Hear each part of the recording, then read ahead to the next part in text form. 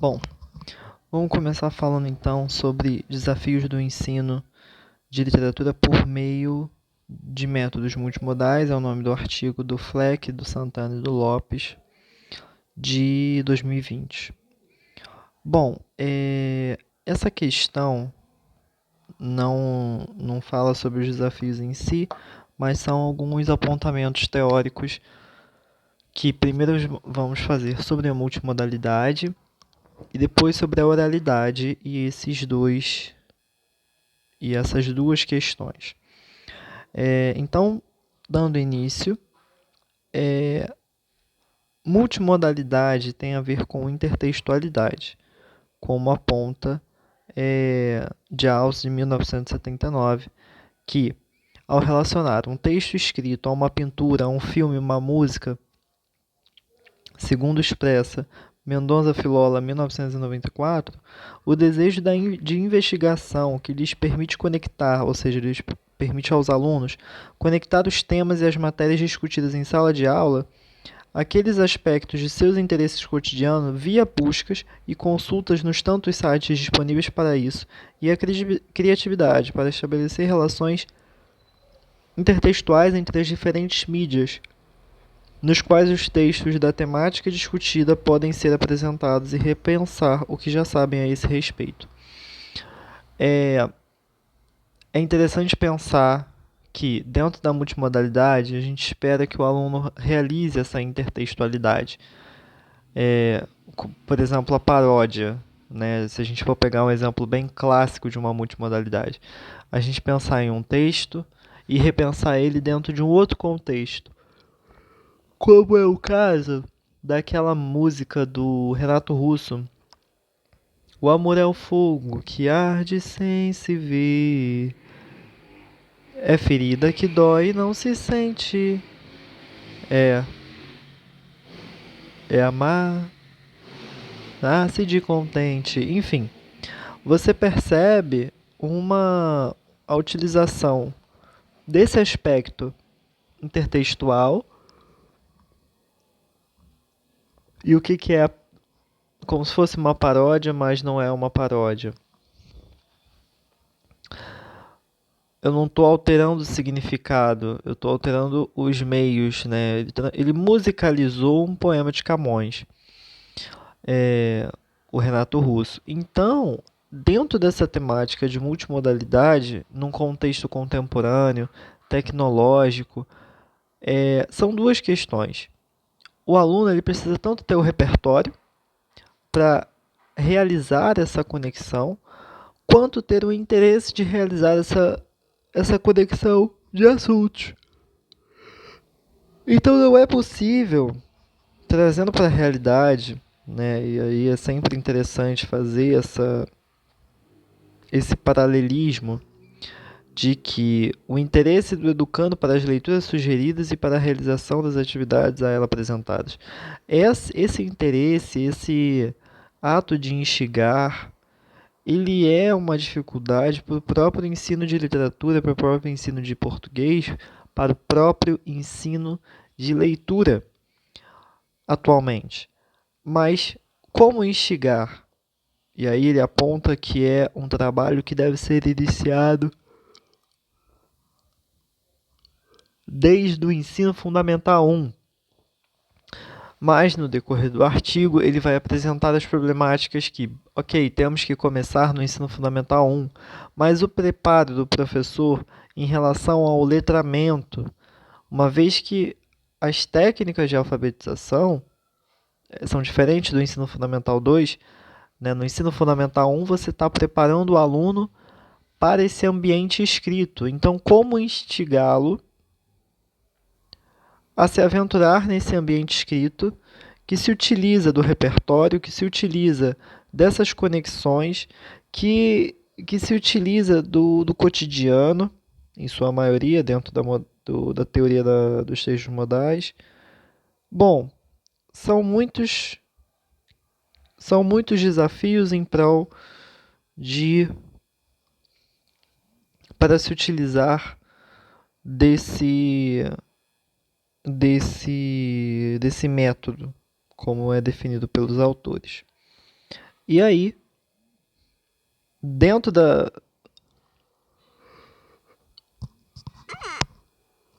texto multimodal, se rege os princípios da estética, da recepção, ou seja, o que o aluno está recebendo, e da literatura comparada, uma vez que você está se estabelecendo pela intertextualidade. Você está falando de um texto para o outro, o apoio de uma linguagem oral e verbal, por aí vai.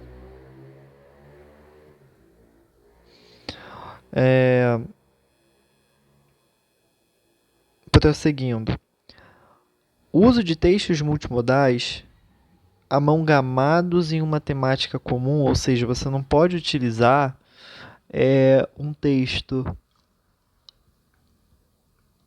falando sobre obesidade, e aí eu vou pegar uma música falando sobre não sei, liberdade patriota, enfim. O texto multimodal ele tem que estar conectado com uma temática em comum, uma vez que e a oferta de material simbólico que desperte nos alunos o gosto pela leitura. É um papel interessante, né? A coisa tem que ser interessante, mas o aluno não tem que ser interessado. Então, existe uma dialética, né, nessa questão. Será que realmente é preciso tornar a coisa sempre tão interessante? As coisas sempre têm que ser interessantes. Como se recaísse no professor, né, o papel principal de ser interessante e como se eximisse do aluno esse papel de aventureiro. O aluno ele também tem que se aventurar diante dos diversos cenários. O aluno ele também tem que ir para os diversos cenários e não só ficar preso a uma só realidade, uma vez que vai faltar repertório, vai faltar conteúdo para que ele realize essas atividades dentro da multimodalidade. Então, a oferta de material simbólico que desperte nos alunos o gosto pela leitura, oportunizando as crianças na fase inicial de formação escolar. O progressivo reconhecimento de que a linguagem é material manipulável e que a arte literária, assim como as outras artes, utilizam-se de diferentes materiais, valendo-se dos signos linguísticos para explorá-los com todo o seu potencial representacional, metafórico e conotativo. Essa ideia da materialização das ideias abstratas é interessante porque, ler, vamos ler, e de novo aquela ideia de falar qualquer coisa, eu escrevo qualquer coisa, porque aquilo ali não representa nada. Eu acho que parte de um princípio muito ressignificativo da ideia do texto, uma vez que você tem que materializar aquilo que você está fazendo. Aquilo ali é como se fosse um carro. O texto ele é um carro.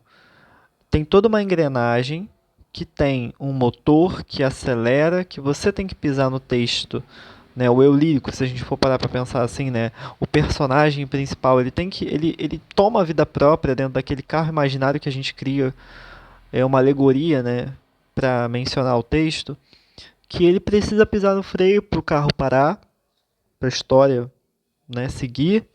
Então, materializar todas essas ideias e a estética, por exemplo. A estética é toda a engrenagem, é tudo que transforma um carro diferente do outro, que dá cor, que dá tamanho, que dá superfície. Enfim, a estética é o que vai diferenciar um texto de outro. É o seu formato, é o seu meio. E toda parte da engrenagem, no sentido de potência,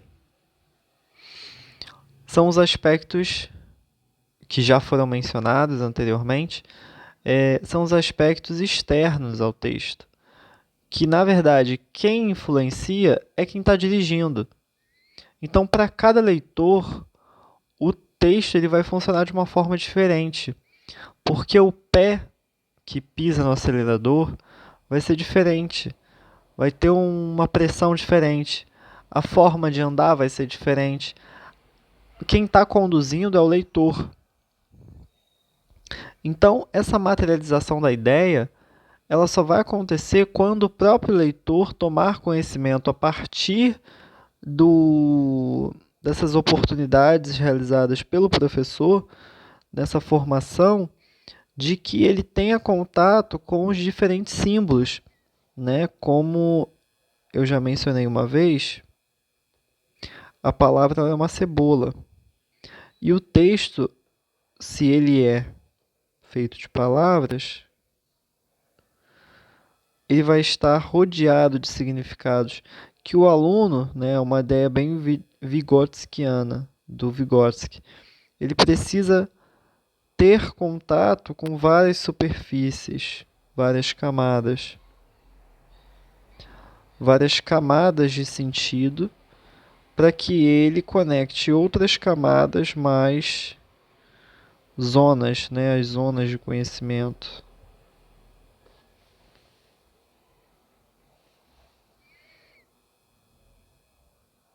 Zonas de conhecimento. Então, para ele explorar esse potencial, né, a zona potencial, ele precisa de todo esse aparato representacional, de todo esse aparato metafórico, de todo esse aparato conotativo, para que se forme esse leitor literário consciente, esse leitor que tenha noção de pisar no freio, de passar a marcha, mas primeiro de ter essa base de engrenagem, de como que um carro não é semelhante ao outro, que um texto não é semelhante ao outro, porque ele tem formato diferente. Então, essa ideia de materializar a literatura permite materializar o texto, né? Materializar a ideia, permite com que o aluno toque na literatura, que ele não fique só pairando no ar, como se fosse educação física, né? A aula de português é chata porque não tem a bola para jogar. A aula de português é chata porque não tem a liberdade de poder estar fora de sala. Mais para frente, ele tem uma situação muito interessante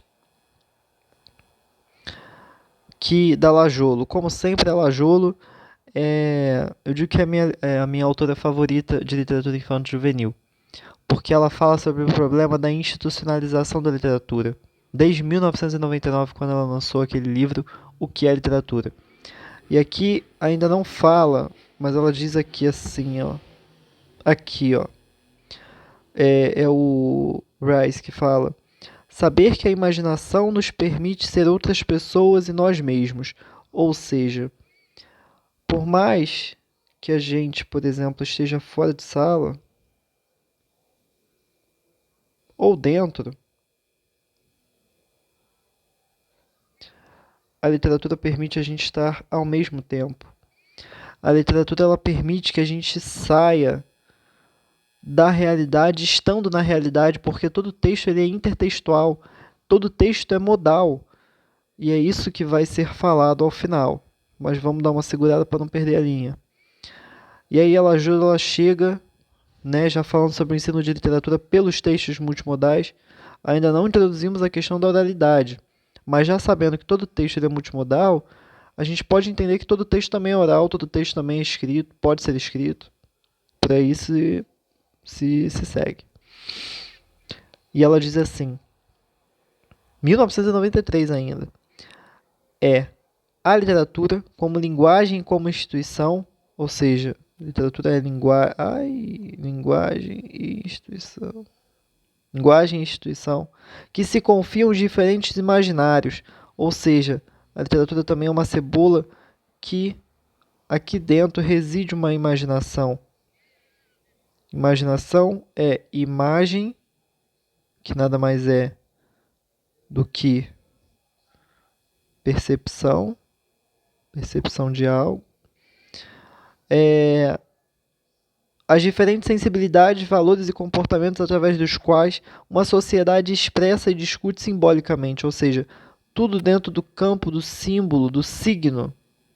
Por isso que é um termo que ainda se mantém muito na linguística, que é o signo, a palavra como signo,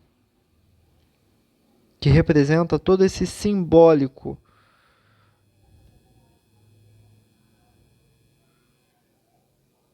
Dentro da palavra. Errei o acento simbólico. Seus impasses, seus desejos, suas utopias. Então, também uma outra referência, Berger e Luckmann, que falam sobre a construção social da realidade. É um livro. Eu não lembro o ano de publicação. Mas eles falam justamente que a literatura, não Berger e Luckmann, mas a Lajolo, e aí comparando esses dois autores, a literatura, ela é uma imaginação real. E aí tem uma frase da Clarice muito bonita: eu te invento realidade. Então, inventar, né, parte de uma imaginação, parte de um pressuposto imaginário, mas é real. É a realidade, aquilo ali já foi inventado, já passou do mundo das ideias, né? Se a gente for pensar Platão, mito da caverna, tudo passando ali pela ideia que se vê na parede, mas aí eu vejo que realmente existe. E aí, Clarice Lispector, no livro Água Viva, ela diz essa frase: eu te invento realidade. Mas então, sabendo que essa imaginação, para dentro e fora de sala, aonde se tem essa dificuldade do ensino de literatura em pensar dentro da multimodalidade, como pensar, como nomear, como sonhar, como encontrar, como comover, e decifrar a nós mesmos nesse grande texto escrito a tantas vozes, para uma infinidade de autores ao longo da história, é o que dá sentido à experiência literária como expressão de nossa humanidade comum. Ou seja, dentro de nós existe uma própria literatura, dentro de nós existe todas essas palavras, nomear, sonhar, encontrar, que se desfazem dentro do ensino como o objetivo maior do texto e do professor ser encontrado, não, ir de encontro com os desejos dos alunos. Então, tirando esse peso do texto literário de ser acordado entre os demais, de entrar em acordo sempre com os desejos dos outros, e o professor ser o maior veículo desse vínculo, é também, e aí uma crítica, é também necessário que o aluno seja aventureiro. E aí como despertar? É uma questão para a psicologia. E eu digo que não seja tanto da educação. A educação ela não pode se moldar tanto aos desejos tão pessoais. E aí recair na humanidade comum, porque todos têm que ser comum a uma humanidade. Não. Existe uma humanidade comum advinda do subjetivo, advinda dessa unidade que é o ser. O ser transforma a coletividade.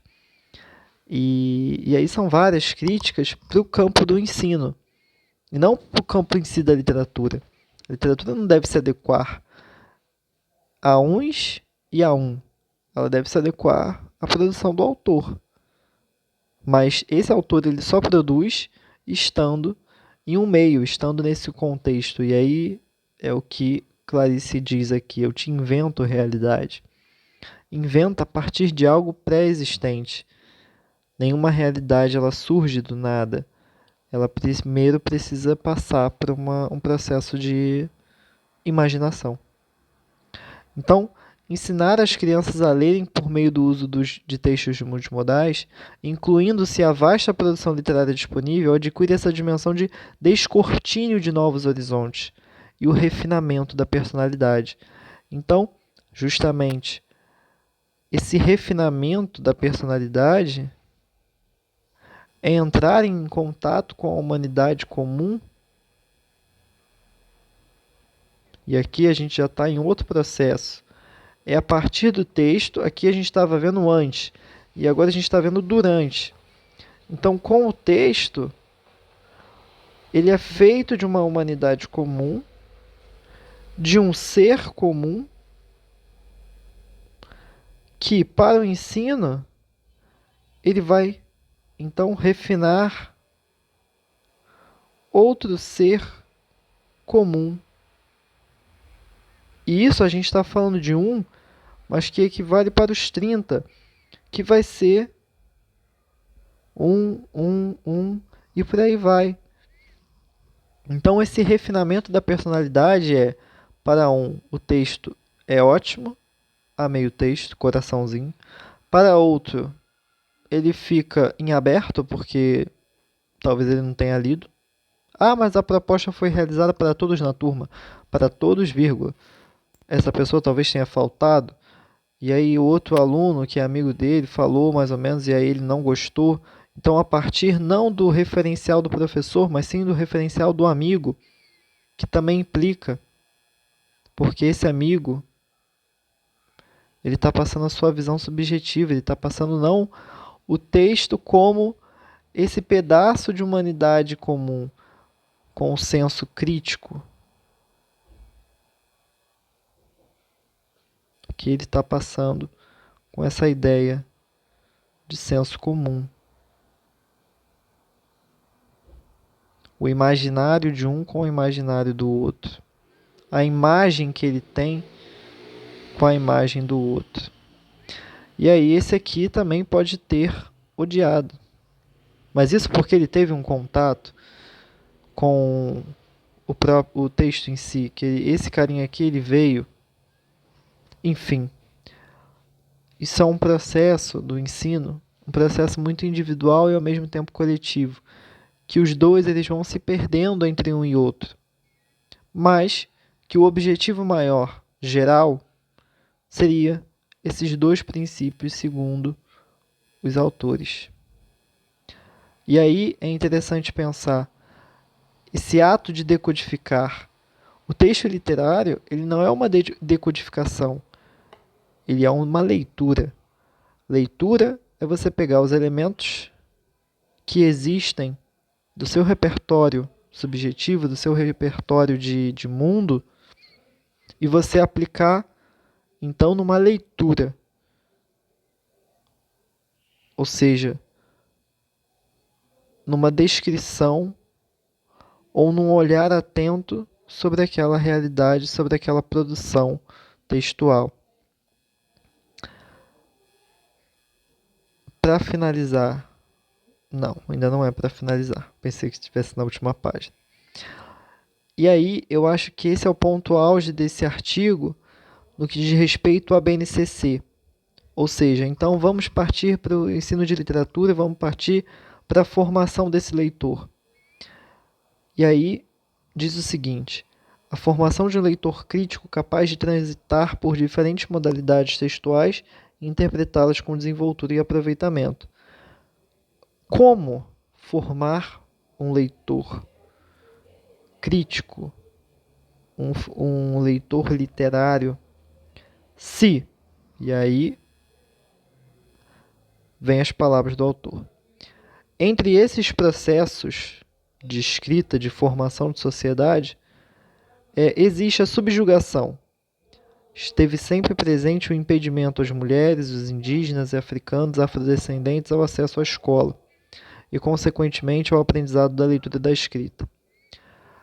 A leitura e a escrita, elas são a preservação base de memória, ou seja, preservação base de imagem.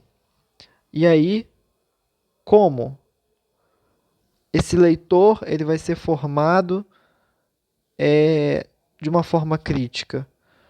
O que ele vai ter acesso de mundo, de realidade, se a realidade que ele tem não é a realidade que se é real? Que é justamente essa realidade inventada dos sujeitos que produziram a literatura. E aí, por que eu acho que foi tão importante esse tópico do mestrado em falar oralidade e multimodalidade? Porque a oralidade é justamente o que esses grupos foram silenciados ou não escutados, né? Quem irá escutar esse grupo se a primazia da literatura é o livro escrito. Se a primeira coisa que falaram para as mulheres era não escrever, para os indígenas não escrever, para os escravos, escravizados, não escrever. Então, a própria literatura, em sua formação daquilo que se pretende criticar, não dá base suficiente para transitar entre as modalidades necessárias. Ou seja, é tanto uma carência de assunto desses grupos sociais, quanto uma dificuldade na modalidade. Pouco se ouve sobre Islã, que é um apreço da modalidade oral sobre assuntos sobre o corpo, sexualidade, dificuldades financeiras, sobre a realidade dos subalternos. O Islã, no inglês, é como se fosse uma pancada. O Islã, pá, uma batida de porta. Uma onomatopeia de um som representado por essa batida de porta ou por uma batida de um tapa. Então o Islã é esse grito, essa resistência no próprio ato da palavra de se ater à realidade, de representar a realidade. Mas é a realidade de quem? Do que? Essa é a questão. Isso é um dos exemplos em relação às modalidades. Né? Modalidades textuais, a gente estaria falando até de um tipo textual. Então, que condições esse leitor ele vai ter acesso se a gente for ter um pequeno comparativo entre a Grécia Antiga? A gente estuda Aristóteles, o Platão, o Banquete, a Odisseia, que é o épico. São heróis de histórias, grandes histórias da Grécia Antiga, ocidental. Mas nós vemos sempre homens que contam suas grandes histórias e não vemos, por exemplo, o Islã, que nada mais representa do que também histórias nada heróicas, ou se não heróicas, mas ditados por pessoas subalternas, ou seja, à margem da sociedade. O que difere é o assunto, é a importância do assunto, é a estética e, novamente, o zelo pela palavra que se registrou aquele evento, mas que é o clássico. Então, que leitor clássico se formará se não em contato com a sua memória? Que a sua memória não se deu pela escrita. Muito pelo contrário, a sua memória é uma invenção da realidade, te invento realidade.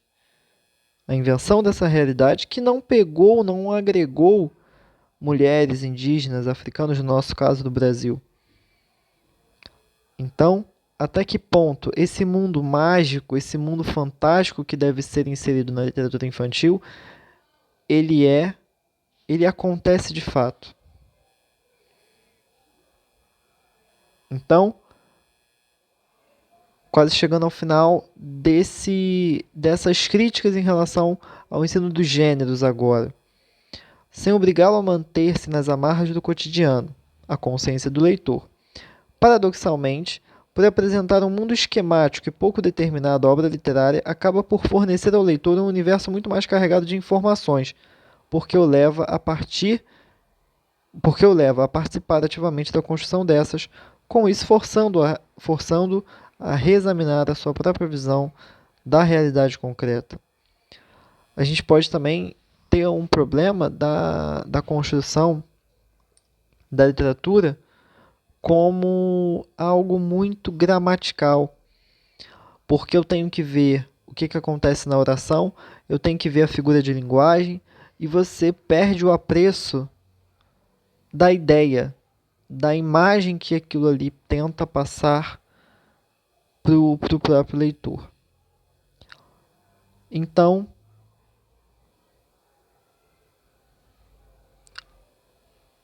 a multimodalidade ela é importante para o ensino de literatura, partindo do princípio que todo texto é modal, todo texto ele se relaciona de múltiplas formas seja no cotidiano, seja nos assuntos, seja nos meios, seja nos modos. O texto multimodal relacionado à oralidade é importante para a preservação da memória, preservação da identidade de um povo, preservação da identidade de um grupo social.